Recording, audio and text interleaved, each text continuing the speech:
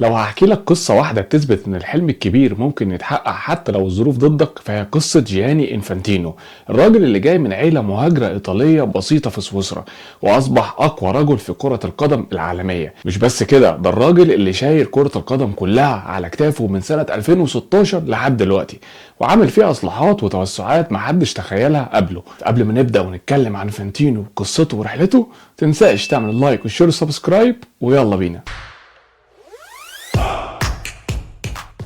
جياني انفانتينو، واللي اسمه الكامل جيوفاني فينشينزو انفانتينو، اتولد في 23 مارس 1970 في منطقة بريج في سويسرا، وهو ابن الوالدين مهاجرين ايطاليين. الاب جه من مدينة ريجيو كالابريا الايطالية، والام من لومبارديا. يعني انفانتينو نفسه مش سويسري خالص، دمه ايطالي، وده بيظهر في شخصيته النارية وطريقته في الكلام اللي فيها حرارة ومشاعر. الطفولة بتاعته ما كانتش سهلة، على الرغم من الصعوبات المالية اللي عانت منها عيلته في صغره، الا ان اب وام انفانتينو ضمنوا ليه الابتدائيه والثانويه، لكن ما كانش في الجيب فلوس كفايه عشان الجامعة، فكان لازم يشتغل في السكك الحديدية عشان يغطي مصاريفه. فتخيل الراجل ده اللي دلوقتي بيتكلم مع رؤساء ومع أكبر الأندية في العالم، كان زمان بيشتغل في السكك الحديدية عشان يقدر يكمل تعليمه. الإرادة دي مش بتيجي من فراغ، دي بتيجي من جوف الألم والاحتياج. كان انفانتينو شغوف بكرة القدم من صغره، لكن ما كانش عنده موهبة ملعب واضحة، وده خلاه يدور على طريقة تانية يشارك بيها في اللعبة من غير ما يكون لاعب محترف. بدل ما يروح الأكاديمية كرة قدم ما كانش عنده موهبة فيها، قرر يدرس القانون اللي بيتعلق بحوكمة كرة القدم، والتحق بجامعة فرايبورغ. وده قرار ذكي جدا، لأن الراجل عرف يحول عشقه للكرة لمسار مهني في الجانب القانوني والإداري، وكان ده بداية رحلته. وفي حاجة تانية كمان بتميز انفانتينو، هي انه مش بس بيتكلم لغة واحدة او اتنين. انفانتينو بيجيد الايطالية والبرتغالية والاسبانية والفرنسية والالمانية، وبيتكلم الانجليزية بشكل كويس مع لكنة شوية. ده غير كمان انه بيتكلم شوية عربي. 7 لغات، ده مش مجرد نبوغ لغوي، ده سلاح دبلوماسي حقيقي. لما بتيجي تاخد اصوات من دول مختلفة في انتخابات الفيفا، فانك تتكلم كل واحد بلغته ده بيعمل فرق كبير جدا. بعد تخرجه من الجامعة بدأ مسيرته المهنية في عالم القانون الرياضي. اشتغل انفانتينو امين عام للمركز الدولي للدراسات الرياضية في جامعة نيوشاتل، وكانت دي هي المدرسة الحقيقية اللي بدأ فيها يفهم آليات الإدارة الرياضية من الجذور. من هناك ليه طريقه للاتحاد الاوروبي لكرة القدم الويفا. فقبل ما انفانتينو يوصل للفيفا كان موجود في دوائر القرار الكروي من زمان. اشتغل في الويفا واثبت نفسه كرجل اداري قانوني بارع، وصل لمنصب الامين العام للويفا، وده مش منصب صغير خالص، ده معناه انك مسؤول عن تنظيم دوري ابطال اوروبا والدوري الاوروبي وكل المسابقات الاوروبيه، واداره العلاقه بين الاتحادات والانديه والاعلام والرعاه. عايز اقول لك ان في فتره عمله في الويفا قاد مفاوضات مع الحكومة اليونانية لما قررت الحكومة إدخال قانون جديد للرياضة، وساعتها حذر الاتحاد اليوناني من إمكانية تعليق النشاط الرياضي بسبب تدخل الحكومة في الرياضة. وده بيوضح إن انفانتينو من البداية كان صاحب موقف واضح، وهو استقلالية الرياضة عن السياسة. خط أحمر ومش مجرد كلام، واتحرك فيه على أرض الواقع. سنة 2015 تلقى دعم اللجنة التنفيذية للويفا للترشح لمنصب رئيس الفيفا في مؤتمره الاستثنائي سنة 2016. ففي نفس اليوم أكد ترشيحه، وده كان قرار جريء لأن الوضع في الفيفا كان زي الجحيم بالظبط. بس خلينا نفهم السياق اللي جه فيه انفانتينو عشان نقدر نقيم اللي عمله صح. في 2015 2016 الفيفا كانت في أسوأ أزمة في تاريخها. رئيسها السابق بلاتر اتهم بالفساد وانسحب في موجة من الفضايح. مسؤولين كتير في الفيفا اتقبض عليهم من قبل الاف بي اي الامريكي بتوعهم رشوة وغسيل اموال. فالمؤسسة كلها كانت تحت المجهر، وسمعة كرة القدم كانت في الحضيض. واكد انفانتينو ان الاتحاد كان في عينها امام ازمة هددت وجوده، وان الاتحادات الاعضاء اختارت مسارا جديدا قائما على الاصلاح والشفافية والتنمية.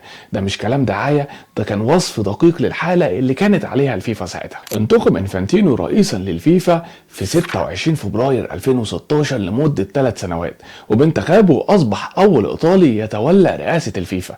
الانتخاب جه في جمعية استثنائية في زيورخ، وفاز على منافسين من بينهم شيخ سلمان من البحرين وبرنس علي من الأردن وتوكر جوفانوفيتش من السويد. فالفوز ما كانش سهل، بس انفانتينو نجح يقنع الاتحادات إنه الاختيار الأنسب لإنقاذ الفيفا الفيفا من ازمتها. واكبر قرار اتخذه انفانتينو واكتر حاجه اتكلم فيها الناس هي توسيع كاس العالم من 32 فريق ل 48 فريق. القرار ده هيتطبق لاول مره في كاس العالم 2026 واللي بتنظمها الولايات المتحده وكندا والمكسيك. وعايز اقول لك ان الفكره الاساسيه وراء التوسيع ده ان كره القدم لازم تبقى عالميه بشكل حقيقي مش مجرد كلام. لما بس 32 منتخب بيشاركوا معناها ان في قارات زي افريقيا واسيا وامريكا الوسطى بتاخد مقاعد قليله جدا، والتوسيع ل 48 فريق فتح الباب لمزيد من الدول اللي عمرها ما اتأهلت للمونديال. وده معناه ان ملايين الجماهير الجديده هتدخل كاس العالم، وبالتالي هيكون في ارباح اكتر للاتحاد الدولي لكره القدم. كمان شهدت المسابقات توسعا غير مسبوق، فعندك كاس العالم للسيدات اللي اتلعب ب 32 منتخب في 2023 و48 منتخب ابتداء من 2031. يعني التوسع مش بس في كاس العالم الرجالي لكن في كرة القدم السيدات كمان. ده غير ان هو اضاف بطولة جديدة اوروبية وهي بطولة دوري المؤتمر الاوروبي، كمان غير تغيير نظام دوري ابطال اوروبا وان هو يكون على شكل دوري بدل ما كان بيتكون من مجموعات. وده هيزيد اثارة للبطولة دي وهيزيد ربح اكتر للاتحاد الدولي الفيفا. وعايز اقول لك كمان اللي عمله انفانتينو في كاس العالم للاندية ده ثورة حقيقية. البطولة القديمة كانت مجرد 7 اندية بتتقاتل في اسبوع، وكانت بطولة محدش بيفكر فيها كتير. في اواخر عام 2016 اقترح انفانتينو توسيع كاس العالم للاندية ل 32 فريق بدءا من 2019، وعادت جدولتها عشان تتلعب في شهر يونيو ويوليو، وانها تتلعب كمان كل 4 سنين عشان تكون اكتر توازن وجاذبية للمشجعين والرعاة. والفكرة اتحققت فعلا في 2025، فاقيمت اول نسخة من كاس العالم للاندية بالنظام الجديد خلال الفترة من 14 يونيو ل 13 يوليو 2025 في الولايات المتحدة الامريكية. ده كان بمشاركة 32 ناديا من كل القارات. وعايز اقول لك ان الارقام بتحكي قصة نجاح، فبلغت قيمة الجوائز الاجمالية في نسخة 2025 حوالي مليار دولار امريكي. مليار دولار في بطولة اندية واحدة، ده كان رقم مستحيل يصدقه حد قبل كده. وحصل نادي تشيلسي الفائز بالبطولة على ما يقارب 114 مليون دولار، وحتى الفرق اللي خرجت بدري طلعت بعشرات الملايين في جيبها وهي مروحة. وطبعا الاهم من ناحيتنا كعرب ومصريين ان شارك في البطولة 5 فرق عربية: الاهلي المصري والهلال السعودي والترجي التونسي والعين الاماراتي والوداد البيضاوي المغربي. يعني كرة القدم العربية اخيرا حصلت على مكانها على الخريطة العالمية للأندية. وانا كنت عملت حلقة تتكلم عن كاس العالم للأندية وبنظامها الجديد وتوزيع ارباحها، فما تنساش ان انت تروح تتفرج عليها. بس خليني اقول لك ان انفانتينو مش واقف عند 32 فريق.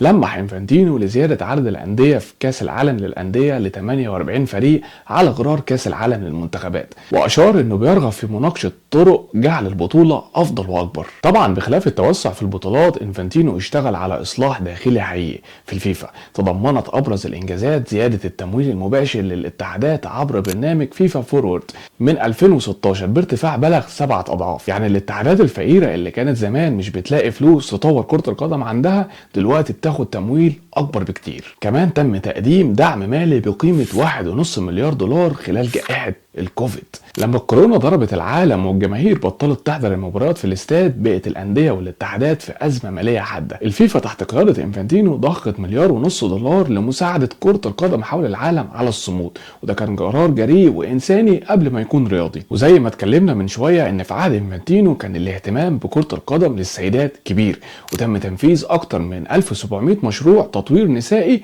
في 204 اتحاد، وده رقم ضخم جدا. فكل اتحاد وطني في العالم تقريبا عنده برنامج تطوير لكرة القدم النسائية. وزي ما قلنا ان توسيع كاس العالم للسيدات من 32 منتخب في 2023 عشان يوصل ل 48 منتخب ابتداء من 2031، ده معناه ان في بنات اكتر حوالين العالم هيقدروا يحلموا بكاس العالم ويجوا يشاركوا فيه. كمان انفانتينو اصبح عضو في اللجنة الاولمبية الدولية منذ 2020، وده مش مجرد لقب شرفي، ده معناه ان صوته بيوصل لاعلى المستويات الرياضة الدولية، وان الفيفا عندها مقعد على مائدة القرارات الاكبر في الرياضة العالمية. بس يا ترى بعد كل ده ايه موقف انفانتينو من العالم العربي؟ عايز اقول لك اللي خلى انفانتينو يتصدر اهتمام العالم العربي مش بس القرارات الرياضية، لكن كمان مواقفه الجريئة اللي دافع فيها عن العالم العربي في وجه الانتقادات الغربية. لما كانت قطر بتستضيف كاس العالم 2022 فالاعلام الغربي شن ضمن حملة ضخمة على قطر واتهمها بانتهاك حقوق الإنسان والعمال. وإنفانتينو رد على الحملة الغربية ضد قطر، قال فيها إن قطر فتحت أبوابها للعمال من كل أنحاء العالم في الوقت اللي أغلقت فيه أوروبا أبوابها قدامهم، مشيرا إن قطر دولة ذات سيادة ولا تحتاج لنصائح أو تدخلات. والموقف ده خلى ملايين العرب يشوفوا في إنفانتينو رجل بيتكلم بصراحة وبيدافع عن حق الدول العربية في تنظيم فعالياتها من غير وصاية. فالصراحة دي نفسها حاجة نادرة في عالم المسؤولين الرياضيين الكبار. إنفانتينو متجوز من اللبنانية لينا أشكر وأنجب منها 4 أولاد، وده بيفسر كتير من مواقفه تجاه العالم العربي. الارتباط العائلي بالعالم العربي خلاه يفهم المنطقة كويس ويحس بيها بطريقة مختلفة عن اللي سبقوه. في نوفمبر 2025 إنفانتينو بدأ إجراءات الحصول على الجنسية اللبنانية بعد لقاء مع رئيس لبنان جوزيف عون ورئيس الاتحاد اللبناني لكرة القدم. فرجل بيحمل الجنسية السويسرية والإيطالية بيضيف ليهم الجنسية اللبنانية، وده بيكشف إنه مش بس رجل مؤسسة لكن في عنده ارتباطات حقيقية بالأماكن والناس. من أبرز الحاجات اللي وصمت عهد إنفانتينو هي العلاقة القوية بين الفيفا والمملكة العربية السعودية. إنفانتينو لعب دور رئيسي في اختيار السعودية مستضيفة لكأس العالم 2034 لأنه دعم الترشح السعودي وضيق معايير الاستضافة، وده قلل عدد المنافسين المحتملين. والاختيار ده كان نقطة خلاف كبيرة مع أوروبا. الاتحادات الأوروبية اعترضت على كتير من قرارات إنفانتينو وعبرت عن قلقها من توجيهاته. في مايو 2025 أثناء مؤتمر الفيفا ال75 في أسونسيون، إنفانتينو وصل متأخر ساعتين بسبب لقاء مع الرئيس الأمريكي ترامب في السعودية وقطر. فقاد مسؤول الويفا احتجاجا صامتا وانسحبوا من الاجتماع واتهموا إنفانتينو بإعطاء الأولوية للمصالح السياسية على حساب كرة القدم. فالتوتر بين الفيفا والويفا موجود ومستمر، وده جانب من الصورة لازم نعرفه كمان عشان الصورة تكون كاملة. ولأن الصورة لازم تكون كاملة لازم تعرف إن مش كل حاجة وردية في عهد إنفانتينو، وده كلام لازم نقوله بصراحة. عندك قضية حقوق العمال في قطر. ففي مايو 2022 نشرت منظمة هيومن رايتس ووتش تقريرا وثقت فيه انتهاك رئيس الفيفا لحقوق العمال اللي ماتوا أثناء عملهم في ملاعب كأس العالم في قطر. والانتقاد ده اتناقش كتير، وبرغم ان إنفانتينو دافع عن قطر الا ان السؤال عن العمال اللي لقوا حتفهم ظل سؤالا مفتوحا بدون اجابات كتير. كمان تحقيقات لجنة اخلاقيات الفيفا في يوليو 2016 استجوب إنفانتينو من قبل الغرفة التحقيقية للجنة اخلاقيات الفيفا بتهمة انتهاك قواعد السلوك. والتحقيق كان مرتكز على رحلات جوية خلال شهوره الاولى كرئيس وامور تتعلق بالتوظيف ورفض التوقيع على عقد يوضح علاقته الوظيفية بالفيفا. في 2024 قرر الفيفا بموافقة إنفانتينو ان اسمه هيتناقش على كاس العالم للأندية 2025، وشمل الكاس نصا بيقول فيه: نحن شهود على عصر جديد، العصر الذهبي لكرة القدم للأندية، ملهم من رئيس الفيفا جياني إنفانتينو. ده خلى ناس كتير تنتقده وتقول ان في حد هنا بيحط نفسه فوق الحدث الرياضي نفسه. وفي نوفمبر 2025 اطلق إنفانتينو جائزة الفيفا للسلام، وكان الرئيس الامريكي دونالد ترامب اول من حصل عليها في واشنطن في ديسمبر 2025.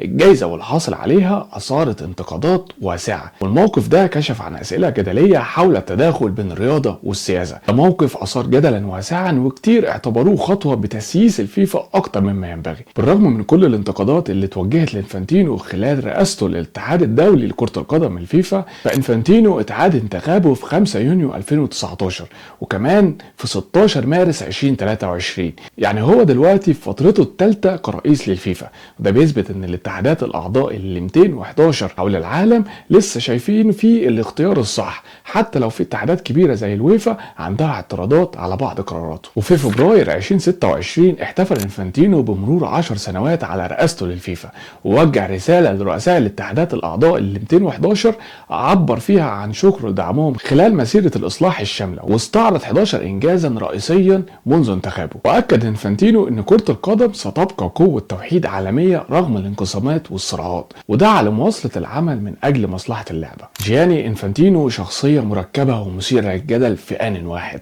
هو مش ملاك ومش شيطان، هو رجل عملي ذكي جاي من خلفية متواضعة ووصل لأعلى منصب في اللعبة الأكثر شعبية في العالم، وترك بصمات حقيقية. جه لمؤسسة كانت في أزمة وجودية وحاول يرممها، ووسع البطولات عشان توصل لكل زاوية في العالم، وضخ أموال الاتحادات الفقيرة وطور كرة القدم السيدات، وخلى كأس العالم للأندية فعليا بطولة عالمية حقيقية، ودافع عن حق الدول العربية في استضافة كأس العالم في مواجهة النفاق الغربي في نفس الوقت، وتعرض لانتقادات حادة وبعض قراراته أثارت تساؤلات مشروعة. لكن طبعا ده حال كل اللي بيجلس على كرسي القوة في عالم الرياضة والمال والسياسة، اللي أكيد إن كرة القدم تحت إدارته أصبحت أكبر وأوسع وأكثر شمولا، وده في حد ذاته إنجاز ما يستهانش بيه في عالم بيتغير بسرعة. الراجل اللي اشتغل في السكك الحديدية عشان يكمل دراسته أصبح دلوقتي بيركب أفخر الطيارات ويجلس مع رؤساء الدول، وده بيثبت إن اللي بيشتغل بجد وبيصبر على الصعاب بيوصل في الاخر. السؤال هنا ليك انت يا حبيب اخوك، هل انت فعلا شايف ان انفانتينو ساعد على تطوير كرة القدم، ولا هو حول كرة القدم ان هي تكون بيزنس وتجارية بشكل كبير؟ فاكتب لي رايك في الكومنتات تحت، ولو عجبتك الحلقة او ما عجبتكش متنساش تعمل اللايك والشير والسبسكرايب، واستنونا في حلقات جاية كتير.